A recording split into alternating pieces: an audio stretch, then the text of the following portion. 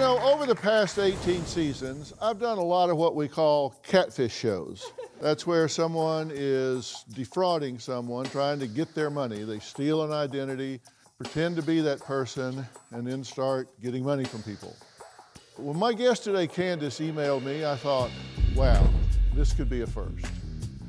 Candice says she has been so determined to prove to her mom, Lois, that she's being scammed, that in the past, she herself created a fake identity to catfish her mom's alleged catfish.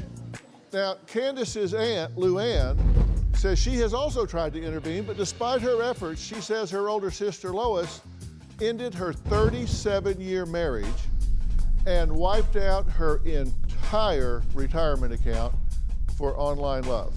Now, Lois says she's here today to get me to help her too, but for a reason that her daughter Candice and her younger sister LouAnn might be surprised to learn.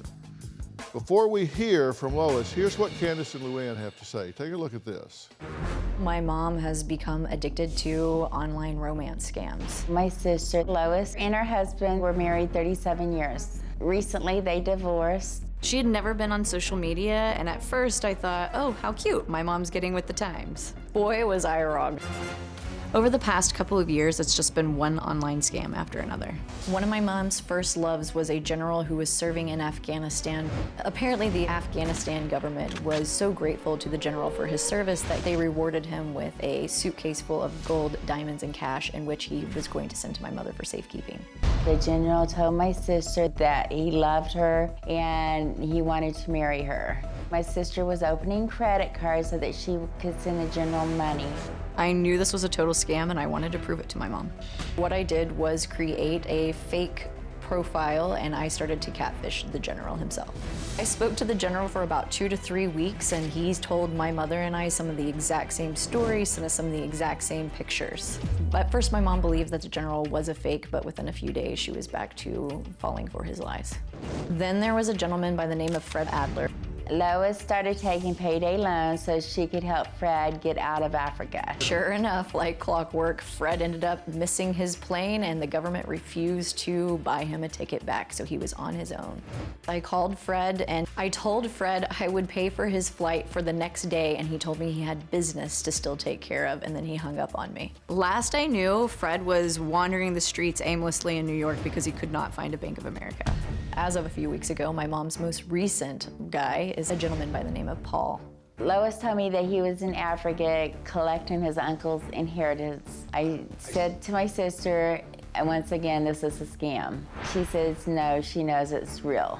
At this point, she is completely destitute and has nothing left. My sister has nothing to her name but a card table and a mattress. I really hope that Dr. Phil can get through to my mother, because if not, I feel like this is our last chance. Well, I'm glad you're here. I wish you'd come a long time ago, but she wouldn't. Correct. I mean, you tried, and Yes. she wouldn't do it. Correct. So I get that. And listen, I really want to get this done with her. And understand, I take no pleasure whatsoever in crushing somebody's dream and fantasy. This is, I hate that she's going to have to face this reality, because it's devastating, right? Correct, yes. You mourn the loss, even of a fictional lover, because it's real to her. Mm-hmm. And so she will face that loss, and then she will realize, oh my God, I've lost all of this money. And Candice, you say that she's lost $100,000. Yes, I think it's somewhere around that range, maybe even more. Yeah, it's a little more actually, I think, when we do the close math, but it's about $100,000. Yes. And a 37-year-old marriage to your father. That's correct. Yes, sir. So that's what I mean. When this hits her, obviously it's very difficult, and we have to be very compassionate about that. This is not funny. It's not a joke to me. It's something that I take seriously, because it's going to hurt her a lot, and I want to be. You're going to have to support her through this and take care of her.